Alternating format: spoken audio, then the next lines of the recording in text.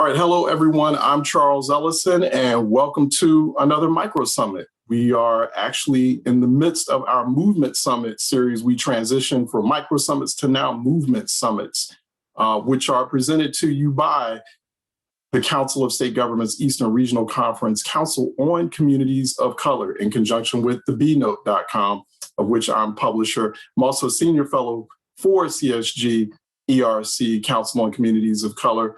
Welcome to today's installment, which we will be talking about reparations. What exactly does that look like? We're going to talk about a social justice restorative framework, restorative policy framework that could potentially be reparations if it were implemented on the federal, state, local level. We're going to also put some emphasis on what could happen on the state level. We have a state representative, a state legislator, as we normally do in these conversations, joining us today. Also want to thank, as always, Debbie Ann Page, Director of the Council on Communities of Color, Council of State Governments Eastern Regional Conference, and she's always making these movement summits possible. So I want to thank her for bringing us all here together today and bringing us through the year of pandemic. We've had some very insightful conversations, so I'm excited to have this one as well. So just a little bit of housekeeping before we get the conversation started and before I introduce the panelists.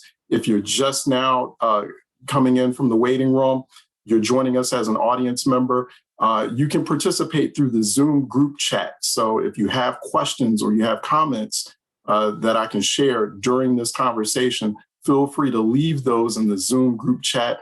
I will relay those questions over to our panelists during the course of this conversation a little bit later on in the conversation as we get through the hour. Once again, I'm Charles Ellison. Normally, I'm host, executive producer of Reality Check on WURD.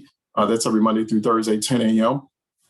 On wordradio.com if you're outside the Philadelphia area. And I'm at Ellison Report on Twitter as well, and continue to go to the bnote, THEBE note.com, which is the companion magazine for that. So let's go ahead and introduce our panelists, our esteemed panelists who will provide us with these insights today for this discussion. I want to introduce Representative Hal Colston. He is a member of the Vermont General Assembly. He's joining us, I assume, from Vermont as well. So he's on panel today. Also, Jessica Ayuwuyor is the founder, president of the National Black Cultural Information Trust, leading voice in the reparations debate, conversation, and movement that is taking place on Capitol Hill today. Thank you, Jessica. Good to see you again as well. Dr. Rashawn Ray teaches sociology at the University of Maryland, College Park, is also a senior fellow at the Brookings Institution. And good to see you as well, Rashawn. And Mike Green is chief strategist for the National Institute for Inclusive Competitiveness, also a co-founder of that, and founder of Common Ground Conversations. Always good to see Mike. And let's go ahead and get the conversation going. So Jessica, I'll start with you. Just to give us sort of an operating definition of reparations in your mind, like how should we define reparations as we move forward in this conversation and debate? Thanks, Charles. Well, for me, reparations begins with an apology for the enslavement and the injustices that were done to descendants of Africans that were enslaved in the United States. That includes our full repair, and it includes some forms of restitution. Now, the types of restitution are debatable and have been ongoing discussion, but at the base level, for me, reparations is a full repair and attempt at restoration for what happened to us and what continues to happen to us structurally through structural racism, and then a form of restitution to move us forward. Yeah. Is that how you, when you talk about reparations, Representative, or when this conversation comes up in the General Assembly there in Vermont, is that in your mind? Is that the definition, or is that what you're thinking is the contours of that debate? Oh, we have you on mute. I agree with what just was shared by Jessica, and I believe to begin that conversation that we need to consider a Truth and Reconciliation Commission. And here in Vermont, I helped introduce a bill H96 in our past session, which is still under consideration by committee, to stand up a Truth and Reconciliation Development Task Force. So what might this look like? Because I think that an effective Truth and Reconciliation Commission really provides the space for victims who have been oppressed, as was shared by Jessica, and provide their testimony and truths. And how does then government reconnect with people who have been ostracized by systemic structural racism? And then how does government restore trust by those who have been impacted physically and emotionally and harmed by the government's policies? So it's a reckoning of sharing our truths, coming to an understanding, and then being able to reconcile and repair the damages. And as Jessica shared, it can go in many different directions, but we must first acknowledge and have the conversation and acknowledge our truths. Just for reference too, for the audience, and thank you for this, Debbie, you'll see in the Zoom group chat, you'll see a link to that bill that Representative Colston just talked about, that he introduced. So just for your reference during this conversation, Mike, your thoughts, and hearing those definitions from both Jessica and the representative, is that how you move forward in the conversation? Is that the same thing in your mind? Well, yeah, I'd like to build on that. The challenge that we face in this society is not that we're operating in a vacuum with talk about reparations, is that the vast majority of this nation has no idea that this nation tried to deal with reparations in the first 7 years following the Civil War, and they don't have a working knowledge of what happened there.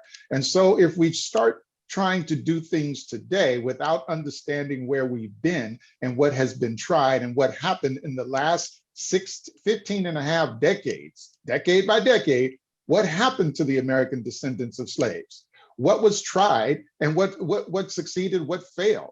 What are the questions we should be asking? I'll give you one right now. How do we establish the conditions for generational prosperity? That's one question. We haven't asked that question. But they asked that question in 1865. And how do we ensure equitable ownership of the American dream of prosperity for American descendants of slaves as a priority? Keep in mind that in the first 7 years after the Civil War, they Congress prioritized the economic and political empowerment of Black people. And they recognized that equity means ownership of lands, ownership of homes, ownership of businesses, and it meant generational prosperity. And so when we start thinking about reparations as a national priority, not just pockets here and there, a program on housing, a program on education, but a national priority that is comprehensive and understands the generational impact and equitable ownership of the American dream of prosperity. When we start there, yeah, that Truth and Reconciliation Council can take off. But I don't know if we need any type of congressional mandate or state mandate in order for that to happen. We have enough money running through philanthropic and corporate investment corridors to make that happen tomorrow. Oh, interesting. Yeah, let's get back to that in a moment. I just want to talk to Rashawn real quick. Your definition, your working definition, but also, kind of speaking of what Mike was just saying about how, most people don't know the history, the background of reparations. There was an effort, post-Civil War during Reconstruction. Reconstruction itself was, the infrastructure for actual formal reparations. A lot of people don't realize that, don't know that. And so, and there's this big conversation about critical race theory in the classrooms and this big effort to eliminate that history from the classrooms. And so it puts us in a really difficult place where we're trying to teach. We need to teach that history in order to move forward on policy like this. Yeah, I mean, that's exactly right. I mean, I think all of us have a similar definition. I mean, it's simple. Reparations is restitution for a past wrong. And that restitution oftentimes includes financial culpability for that past wrong. What we just heard from Mike is very important about the past and about truth.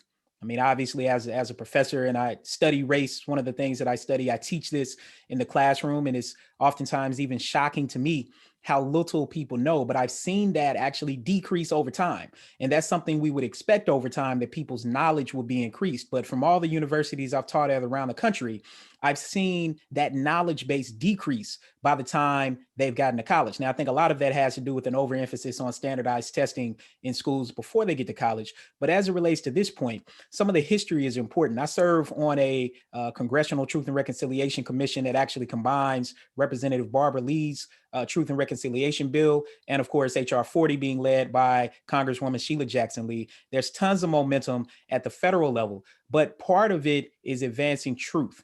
In 1860, Black people's physical bodies, we haven't even got to what we produce yet. Our physical bodies were worth more than railroads and factories combined. The racial gap that existed then, the failed Reconstruction to deal with the General Order number 15, which was supposed to hand down 40 acres and a mule, never precipitated. The funding that was supposed to come from the Freedmen's Bureau never really precipitated. The Homestead Act that was supposed to give Black people land access never precipitated. Instead, what happened, the United States actually ended up siding with the Confederacy, ended up giving slave owners their land back, and then also paid some of them reparations in terms of lost wages, those lost wages being former slave labor. So when we think about this collectively, we have to understand that that moment failed, and that continues to magnify the racial gap that exists today. White people have 10 times the level of wealth that Black people do. And it's not about work ethic. It's not about savings. It's not about how good we do with money, because college education does little to do something about that dent. Black people who have a college degree have 7 times less wealth than white people who have a college degree. So research can link what was happening then to now, and that history is important for people to know. And Jessica, the effort to get HR 40 passed and to get this commission activated, this commission to study reparations. So, where are we on that now? And, Mike's thought about like, hey, maybe we don't need a commission, or we don't need to wait for one at least. Like, let's just go ahead and get this started with all the philanthropic and foundation money, or the money we can pull together right now. Well, it's at 188 co-sponsors, the last that I've checked. I think that while I understand Mike's position on this, with that we could start, and I do believe that there are different efforts at different institutional levels to create some type of commission or reparatory justice and restitution. I think the issue with excluding a congressional mandate is that it becomes then too unsteady. We don't get the full thrust and power behind it for a national effort. And I think it would leave too many of us uncovered. And that is the issue. Unless there is some way to bring all of those together under a national, like foundations and philanthropic efforts together in a way that they would agree to a national mandate that would cover all descendants of Africans enslaved in the United States, then that I could see kind of working. But I think that it's just that the congressional mandate provides that security measure that all of us are covered under this. So I believe that we would really need to pursue HR 40. But I also agree with Mike that we don't have to wait for HR 40 in order to push for reparative justice on both the national and the local level. Hey, go ahead, Mike. Before you jump on that, let me agree with Jessica that yes, all the congressional mandates are necessary for exactly all the reasons you said. But let me give you an example of what happened in Detroit with the New Economy Initiative. When Detroit went through a bankruptcy, largest city in the country, went through a bankruptcy, and folks had to figure out, well, what do we do from this point? Well, 12 foundations came together and pooled their resources and put together $100 million. And then from there, they created the New Economy Initiative, which is still in effect to this day. And then they added another 30 million several years later, another 25 million a few years later. They continue to add to it. The point is this, is that if you want to put together a national council or a national coalition of any sort, the foundations have the money to support that, to produce it, to make it happen ahead of the machinations that are happening in Congress. But that doesn't preclude them. It just means that we can get started faster, and then that can come when it happens. That's all I'm saying.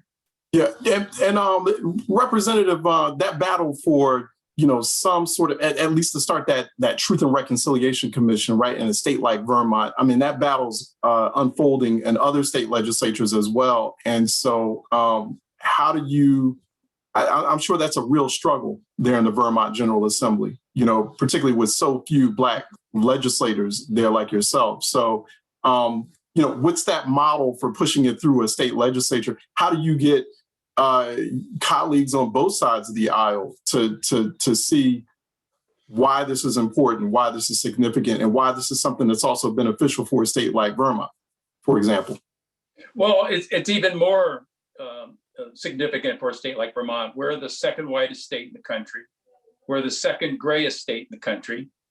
And as we fast forward to 2040, when we hit that tipping point in our demographics, where we'll have more people of color in our country than non, it becomes an imperative for us, for our economic well-being. Because if we ignore the historic disparities that have impacted BIPOC in our state, how are we going to survive as an economic engine when it's going to be us, people of color, who are fueling the growth of our population? Since the 2010 US Census report, 95% of our population growth in Vermont is due to people of color, and most of whom are foreign born. So it's an imperative that we must get this right, because the economic well-being of our state is in the balance.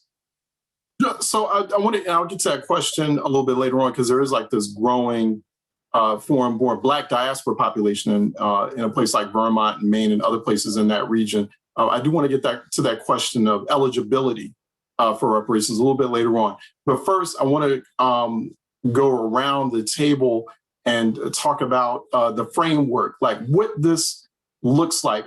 First, what is the cost? Do we know the cost? Jessica, what's like the estimated cost of like a national reparations package? But that's what we need HR 40 for, right? Yeah, that's what we need HR 40 for. There are many different estimates, but most recent ones have us in the trillions.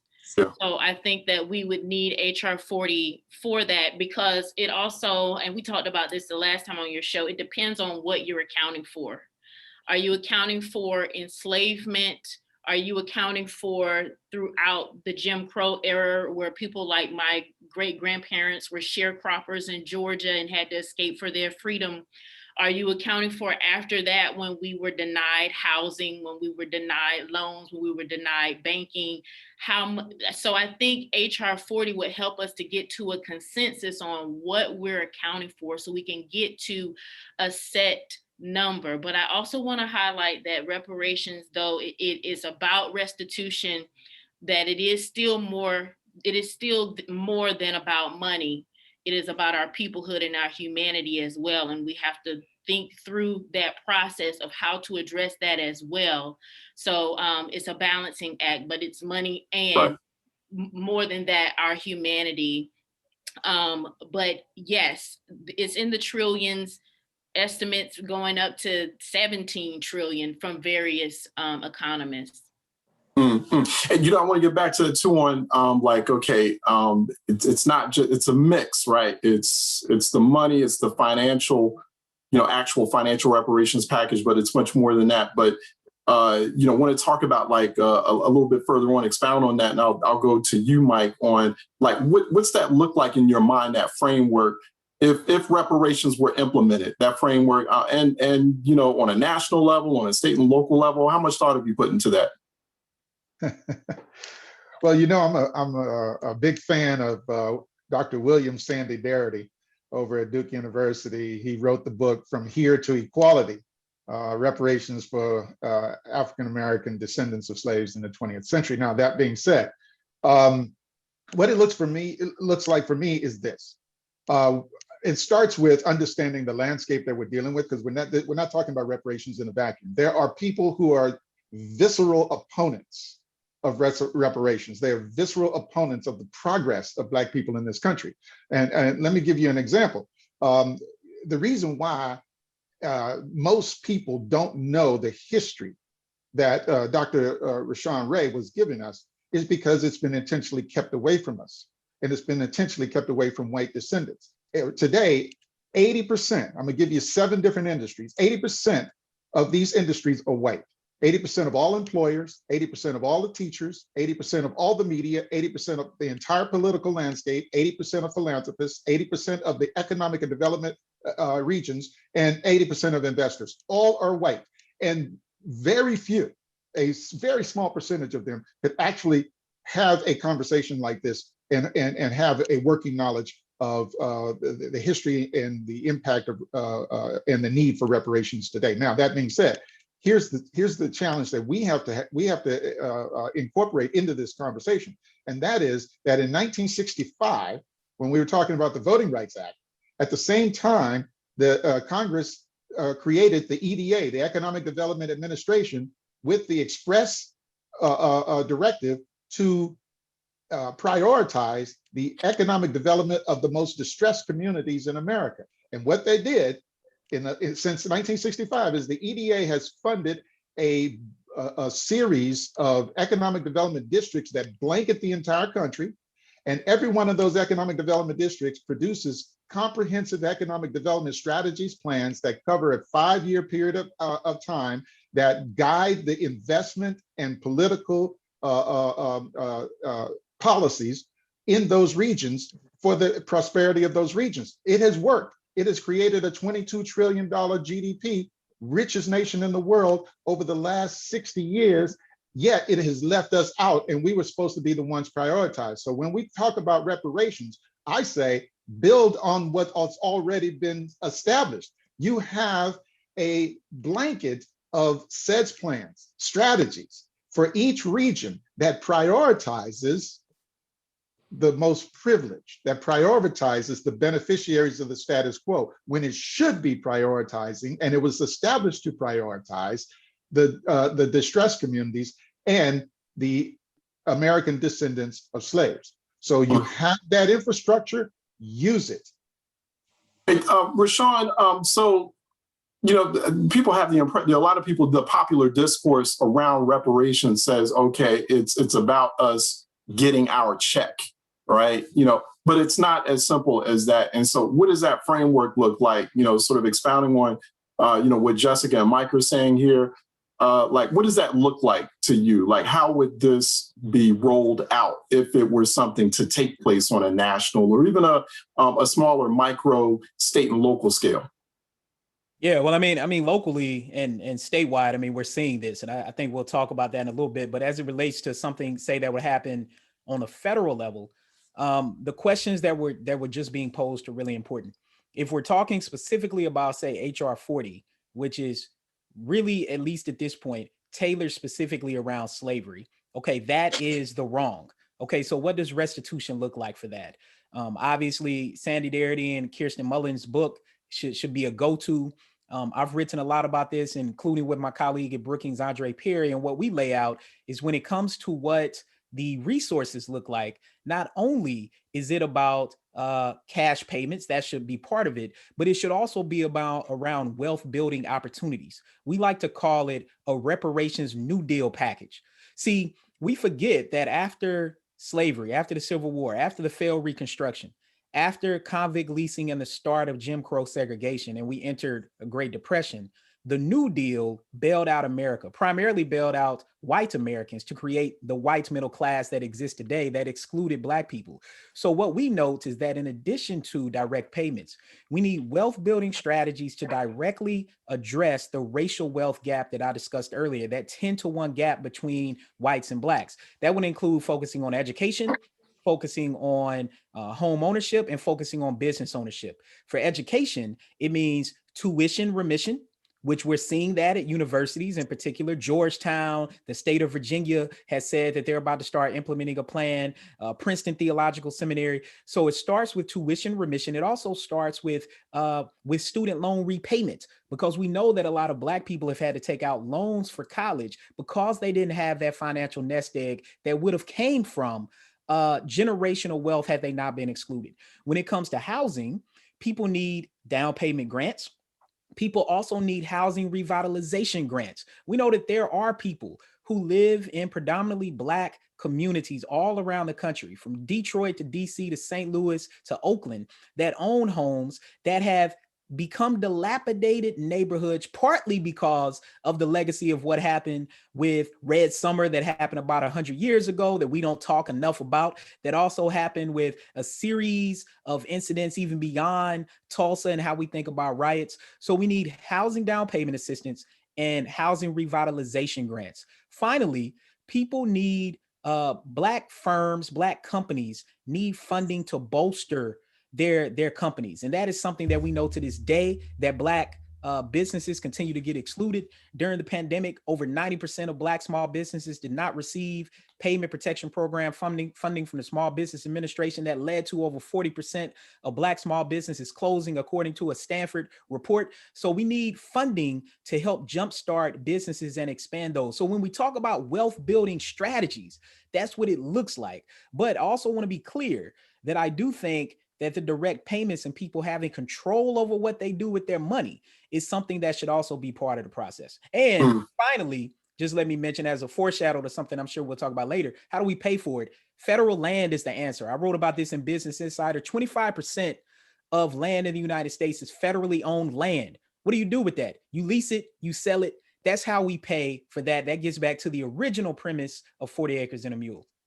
Well, also for reference, during this conversation, and thank you for this too, Debbie, and also some of our panelists have been putting in the Zoom group chat references, direct links to some of the sources that they're citing during this conversation. That's very helpful. They can serve as very useful guides throughout the course of this conversation and even afterwards as well. Highly recommend that you copy the links and use them for later reference. I did want to throw this question in from Representative, I believe it's one of your colleagues, Representative Colston, Representative Tiffany Bloomley. I hope I have the name pronounced correctly. She had a question.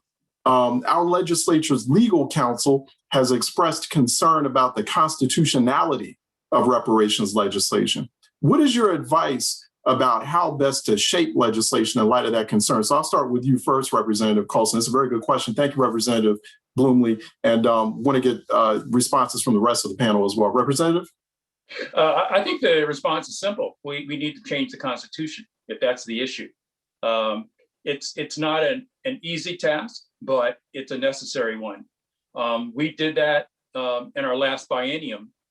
Vermont makes this broad claim that we were the first state to abolish slavery. Well, not quite true, because when you read the language in the Constitution, it allowed for indentured servitude. So we have proposed a Proposition 2, which will change that language and make it clear that we do not tolerate slavery in any form. So I think that's the path we need to take. Yo, go ahead, Jessica, your thoughts on that?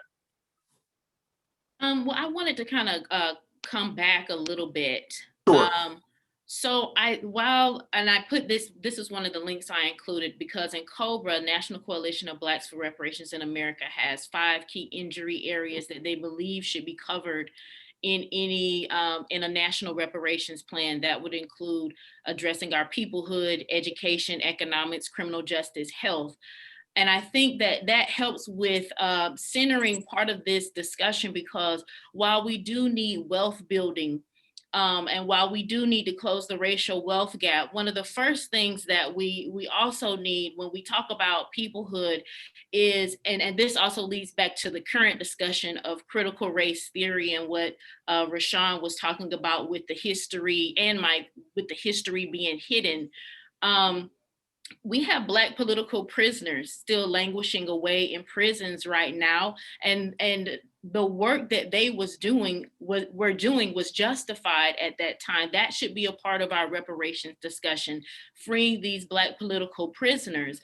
Also, vital for this discussion concerning our peoplehood would be this education or re-education effort, because we could get all the wealth generation we want, but if our system is still structurally racist, if we still have racist laws on the books, we end up right back in the same position. So we have to, even when we address the wealth gap and wealth building, have to center our peoplehood in that discussion, because what we can end up doing is just reproducing the same racist capitalistic structures that ate us alive in the first place. So we have to be very careful in these conversations with that.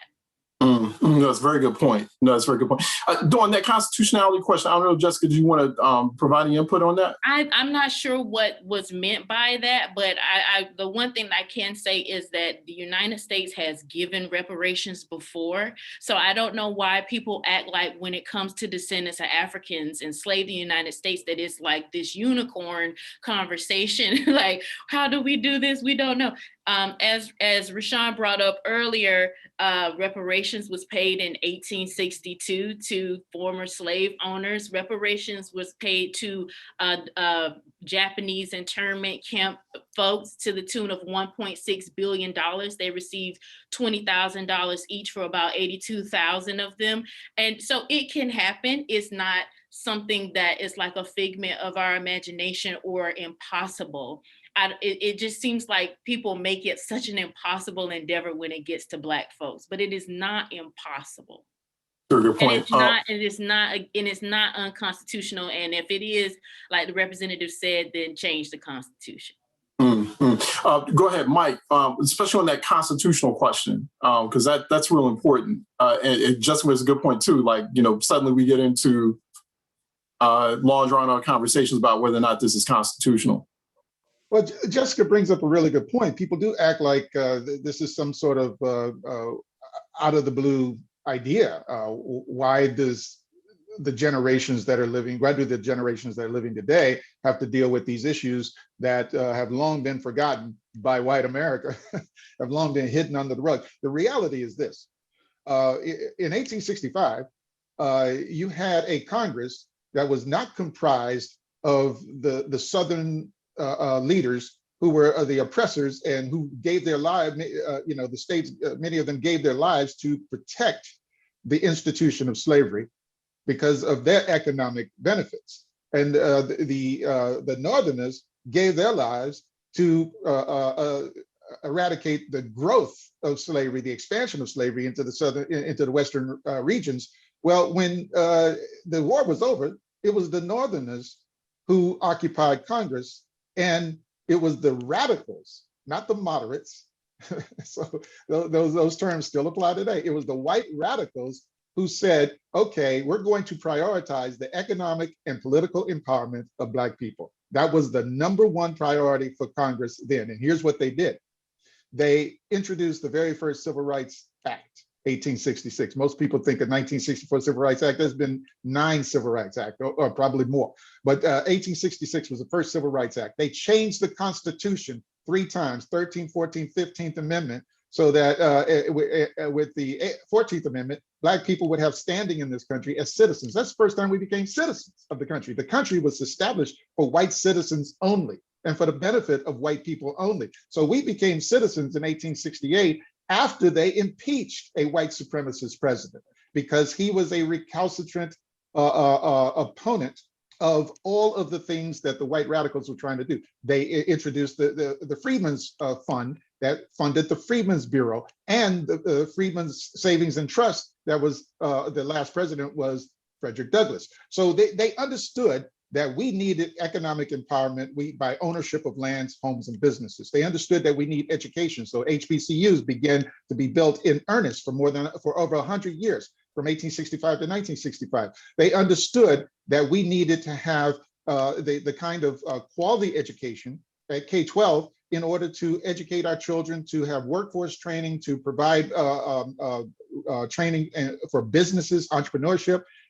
They understood all of these things as a priority. So the reality is they knew that it wasn't our lack of ability to read or our lack of ability to engage in this society. It was the systems problems that were impeding our progress. And if they changed the conditions by changing the systems, we would prosper. And guess what? In the first 20 years, Black people built 200 towns, not communities, not homes, but 200 towns in the first 20 years. We built prosperity as quickly as we could under hostile conditions. But in 1872, with the Amnesty Act, the Southerners came back in.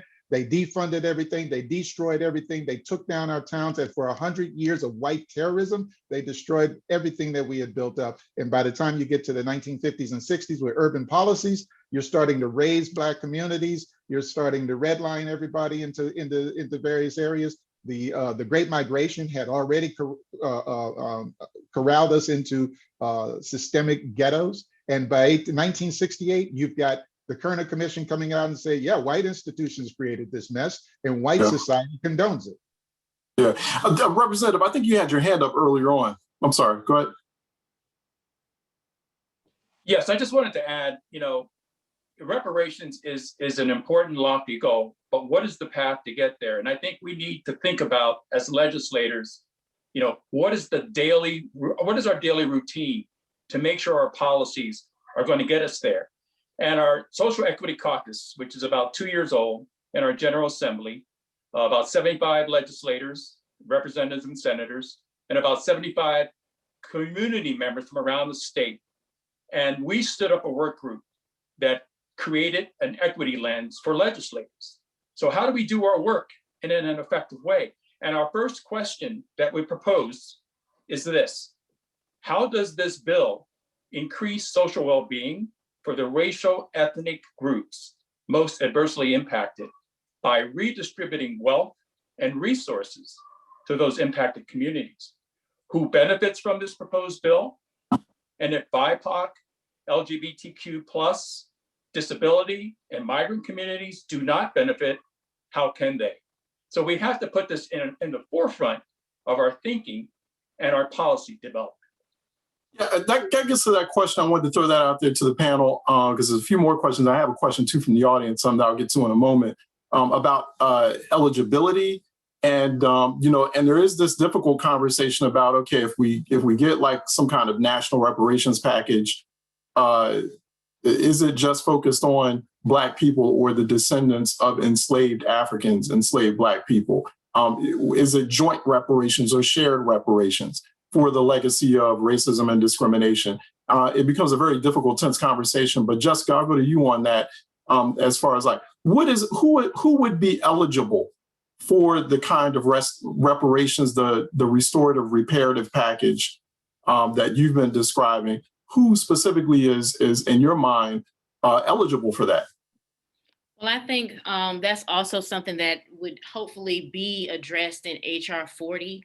But this is the way that I look at it, and some other folks that I work with have described it. I believe, of course, we start with descendants of Africans enslaved in the United States, DAS. I believe that we start there. But I also think that if we're talking about reparations in terms of the continued systemic racism that happened following slavery, then at some point that will include other groups of African descendants that were also affected. I'm not saying that they get the same redress that we get, but it's almost like, I'm trying to think of the best way of describing this, because people get emotional and get upset about it and think people coming to get their check and that kind of stuff. But really, if you look at structural racism and you see how we have different groups coming into the United States as in waves, and we see what happened also with other African descendants that came into this country that also were denied housing, that also were denied loans, that also were unjustly imprisoned. Right now, I believe the highest group of Black immigrants in custody of disproportionately in custody of ICE are Haitians. When we get into breaking down the structural racism of imprisonment, that would include other African descendants. It doesn't mean they get the same reparative justice in terms of us that were enslaved here. It's just that they would be included in some of those measures based on time period. And I'll give you a real life example of that, Evanston. So Evanston, they specifically went through a time period. I can't remember the exact dates, but it's like 1919 to 1969 or something like that. But it was for Black residents that lived in Evanston at that time that they know were denied access to housing or housing loans or that kind of thing. So it wasn't just for descendants of Africans enslaved in the United States, Right. but for all Black people that would have been affected by that unjust policy at that time. So, it isn't always an easy thing to describe in terms of just, sound bites or whatever, but it definitely is critical to the overall conversation. It is, that eligibility, you're right, Rashawn. And then, well, real quick, Jessica, that eligibility conversation, like, how do you determine it? Will that get into a need for funding for genealogy research and heritage tracking? Those are some of the things I'm thinking about.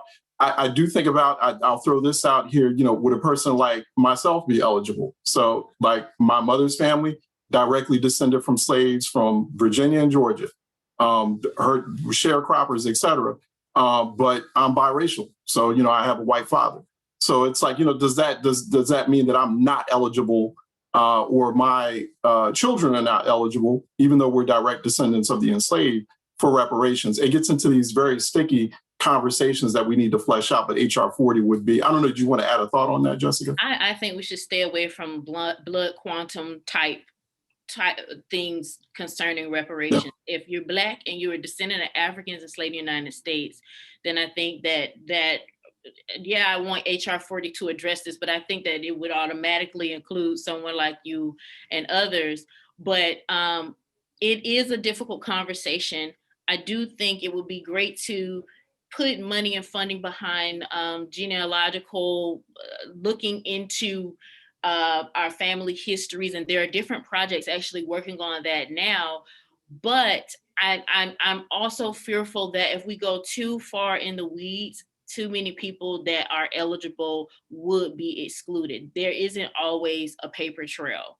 I mean, it starts at some point, but there isn't always, we're not going to have the same level of paper trail. Someone like me who's Gullah Geechee, like I could probably go walk into Charleston right now and get, my granddaddy Jesse Mitchell's paperwork and all that kind of stuff, and his daddy. But there are people that it starts at a certain point. So we would have to, if we were to do all of that, address the gaps, the fact that people fled and changed their names, the fact that people fled to Canada and fled to Mexico and fled all over the country, all over, and the ones that stayed in the United States but fled all over the country and changed their last names, and the paperwork isn't lining up. I think that we need to address this, but find a way to not make it so in the weeds that it defeats the purpose. Yeah. Rashawn, your thoughts on that? Like that eligibility conversation. And I want to get into a question real quick from an audience member about the infrastructure for when this is implemented. But go ahead, Rashawn. Well, I think to determine qualification, birth records can initially be used to determine if a person was classified as a Black American when they were born. That's one of the things that Sandy Darity talks about. Census records can then be used to determine if a person has consistently identified as being Black Americans. Of course, people do talk about DNA testing. I mean, similar to Jessica, I have reservations, but I also think that that can be part of the truth and reconciliation process. We know a lot of Black people living in the United States cannot trace the lineage of our ancestors because it was deliberately stolen from us. So in short, a person who can trace their heritage to enslave Black people in the United States. So let me give a couple of examples. Let's take Senator Cory Booker, whose parents are descendants of slaves. He would obviously qualify. Let's take Vice President Kamala Harris, Jamaican immigrant father, Indian immigrant mother. She would not qualify, similar to President Barack Obama, Kenyan immigrant father and white mother. But they would be able to seek redress for housing and or education segregation. So the Evanston example, now we're getting into talking about redlining, which is a different, but of course part of the same pattern. But when it comes to looking at legislatively, you have to focus on each issue at a time. But then let's go to, say, Sasha and Malia Obama, whose mother, of course, is Michelle Robinson Obama, descendants of slaves. They would qualify. So in short, we have to be specific about whether we're talking about slavery versus other wrongs like redlining that would expand beyond descendants of slaves. We can use the census. And I think part of the truth and reconciliation process can be a genealogical exploration to help people about their lineage. And the bottom line is this: America does not have a problem with reparations. As we heard, reparations have been given to Japanese Americans who were interned. Funding has been given to American Indians, and the United States played a huge role in continuing to give reparations for Jews who were impacted by the Holocaust, even to the descendants of those individuals. So America does not have a problem with reparations. America has a problem with reparations for Black people. And I think the Maryland legislation being led by Delegate Wanika Fisher, which is the Harriet Tubman Community Investment Act. I've testified on that and helped with that. I think that is a key model that we should be looking for to comprehensively address a lot of the wrongs that we're discussing. Got it. Yeah. No, thanks for that, Rashawn. And, it is an important discussion too, particularly when nearly a quarter of the total Black population in the United States now is composed of Black diaspora. For Black migrants, people from places like the Caribbean, from Africa and elsewhere. So that question, and then you have a lot of blended more and more blended Black American and Black diaspora families, right? So I'm Black American, but my wife's from the Caribbean. So, there's that. There's obviously all those types of thorny questions, like with the Obamas, for example. He's part Kenyan. She's the direct descendant of those enslaved. So all of that has to be sorted out. Let me ask this question from an audience member. Dr. G.S. Potter is saying here, COVID showed us that when Black people need money and resources, the most existing infrastructures for distribution are both inadequate and intentionally corrupt. What kind of infrastructure can be put in place to ensure Black folks receive reparations once it's passed? Who should be in control of building that national infrastructure? It seems that like COVID legislation, leaving it for localities to figure that out won't work. So that's a good question. Mike, go ahead. You start on that. Yeah, I appreciate the question because having an infrastructure is key. And what I think Rashawn said, a comprehensive strategic reparations plan, national comprehensive strategic reparations plan builds upon the current landscape of comprehensive economic development strategies that have been around for 60 years, that have completely ignored Black communities and allowed them to languish. You go to any Black community or any region in this country right now and ask them where the best schools are, they're not going to take you to a Black community. Our children, Black communities, are ubiquitously served by the absolute worst quality schools in the world's richest nation. That's an infrastructure problem. The same thing with housing, the same thing with capital and access to capital, the same thing with the fact that from the 1970s to now, we've gone from more than 200,000 entrepreneurial enterprises to more than 2.6 million. That's an entrepreneurial growth rate that is one of the fastest in the country, yet we still produce less than 1% GDP, which is exactly where we were 150 years ago. So that problem of having employers in our midst, Black-owned enterprises represent 2% of the entire employer landscape. These kinds of separate issues, as long as they remain pocketed and isolated, they're always going to be controversial. We need a comprehensive, strategic reparations plan that from every sector of society, re-entering citizens, they're going back, they're being directed right back into the most economically deprived communities. The challenges that families are facing as coming from generational poverty, these are infrastructure problems. So unless we start talking about putting together a comprehensive strategic reparations plan that covers the panoply of issues, we're just going to be picking and choosing efforts. Yeah, Representative, what would you think? Like, okay, if something like that conceivably were to happen in Vermont, like what would be that infrastructure? How would you roll that out, you think? Well, I clearly agree with what Mike just shared. I think there has to be leadership at the national level for us to even begin to encompass how this can roll out on a state level. I believe that we're going to be moving in a direction that is going to inherently embrace this as we become more and more the population in this state. And how do we foster the leadership? How do we make sure we're well represented in our legislative bodies at the state as well as the local level? That's a struggle we have here in Vermont. And we definitely have our eye on the prize that we need to grow our involvement, our engagement and participation in the process, because it's the legislature that creates the rules and the policies and the laws. So we need to take a proactive role in shaping those policies going forward so that we can get to this goal. You know, I know we have like several more minutes left. I might, this is a really good conversation, and there is going to be a part 2 at some point. So I might just take just a few more minutes if I can.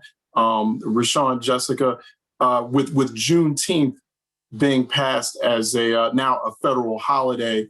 And then yesterday we hear the Sierra Club, mainstream environmental advocacy group, says that it supports reparations now. I thought that was really significant to have like a mainstream nonprofit advocacy organization that's global, that's run by white people say, hey, listen, we now support the call for reparations now. How does that shift both the reparations conversation and also the move to finally get it to pass things like HR 40 and reparations packages in multiple states like Vermont's? Or either one of you jump in on that. So I think part of what's happening is it's a huge cultural shift. As Andre and I just wrote, we need a culture of reparations. 30% of Americans now support reparations. And the more we engage in this truth and reconciliation process in the United States, the more that we fight back against resistances to have racism taught in schools, we will continue to see that number increase. At the same time, though, we have to recognize that Juneteenth becoming a federal holiday is a big deal. It's only the 11th federal holiday, but it is just part of the beginning of a true reconciliation period in the United States to make up for a failed Reconstruction. So this gesture by the federal government for Juneteenth to become a federal holiday at this time is purely symbolic. It carries with it no form of restitution for the centuries of bodily, property, and financial harms inflicted upon Black people. And other groups, as we noted before, have received reparations. Yet none of this has occurred for Black Americans. I want people to think about this. Imagine if Germany only created a federal holiday 156 years after the Holocaust. People would be livid. But for some reason, this impertinent treatment is bestowed onto Black people.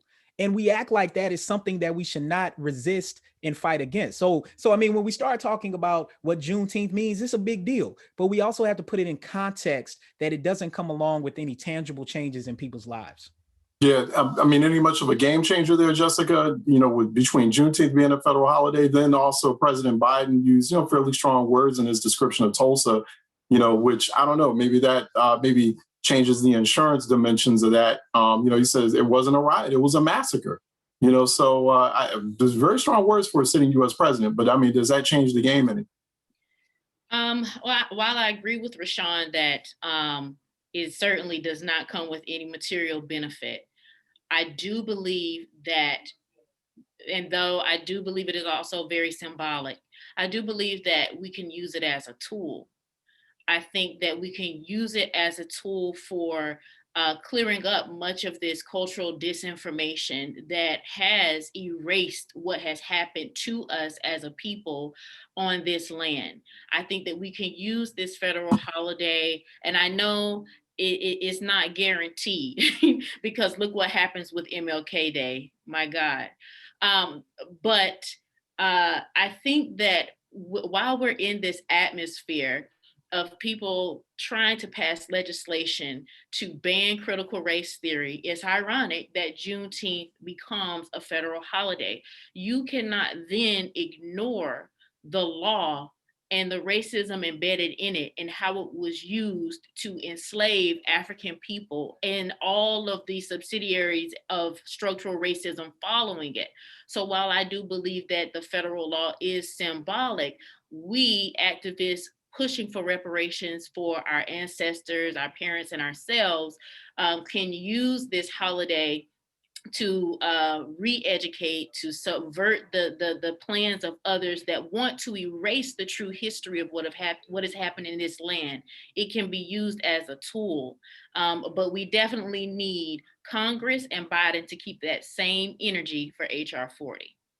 It was another audience member, Desmond Jordan. I think we had already addressed elements of this conversation, but before we wrap, Desmond, I appreciate this comment and question. With many arguments against reparations coming against reparations, focusing on things like individual qualifications, amounts paid, et cetera, do you believe that reparations focus on bolstering Black institutions and infrastructure rather than individual payments would be more beneficial and or practical in contemporary America?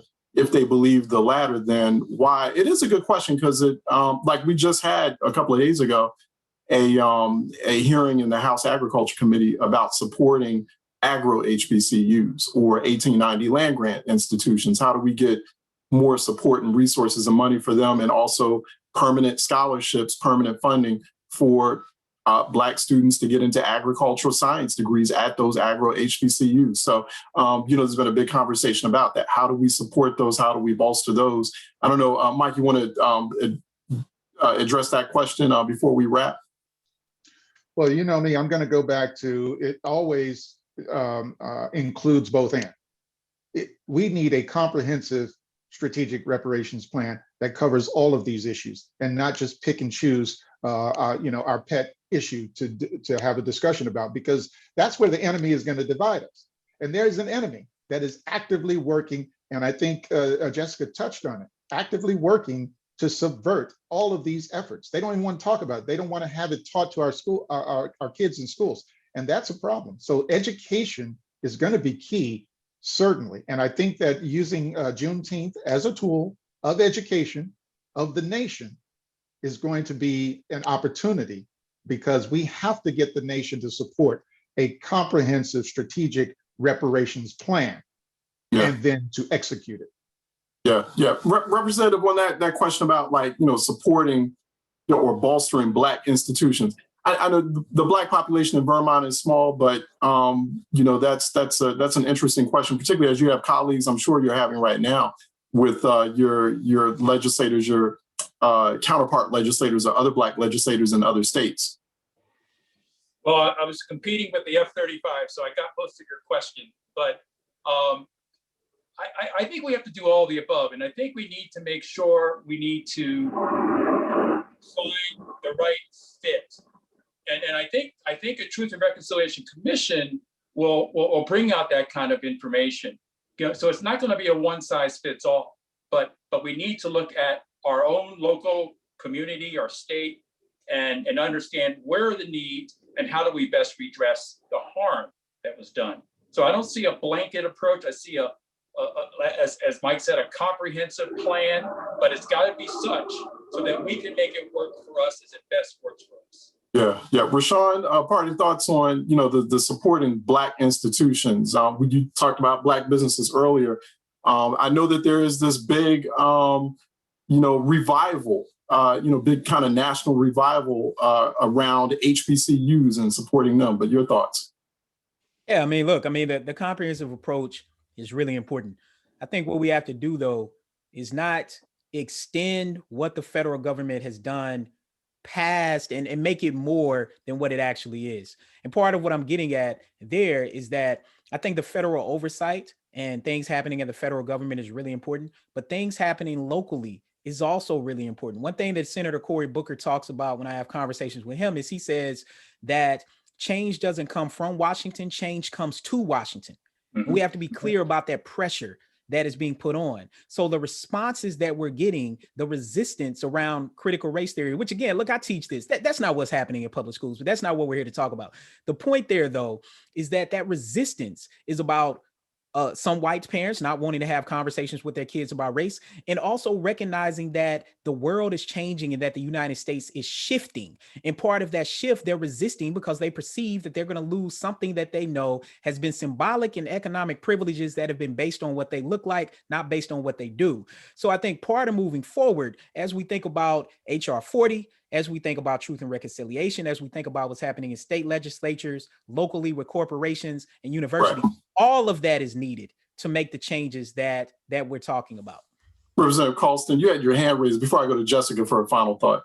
Yeah, just quick. And I was, what Rashawn just shared made me realize that right here in Vermont, in Burlington, Vermont, we have stood up a reparation task force, and I'm participating on that. And we just finalized the questions for these academics who are going to do the research and make the proposals of what needs to happen to address the harm of chattel slavery in Burlington, Vermont. So it can happen locally. Well, yeah, Jessica, your parting thoughts too, more in that framework, supporting institutions, Black institute, Black owned, Black led. I mean, the only complication or wrinkle in that, kind of bolstering Black institutions, many of them are state owned. So, that adds a wrinkle, but your parting thought, you get the last word on this panel.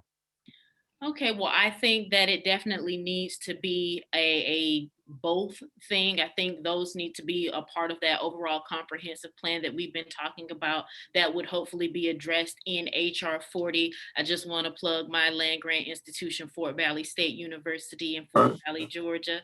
But I think that it should be, all of this needs to be addressed, and we need to continue the study, but move forward on this overall plan.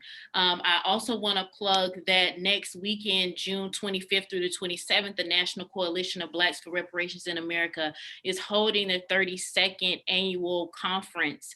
And so folks can learn more about that at incobraconvention.eventbrite.com. And there'll be more conversations about this, and Representative Sheila Jackson Lee will be in attendance to talk further on HR 40 and speak about the next steps forward.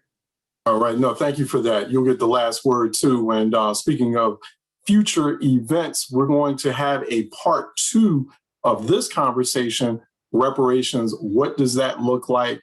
On August 18th. August 18th, I believe, is when that is being scheduled for.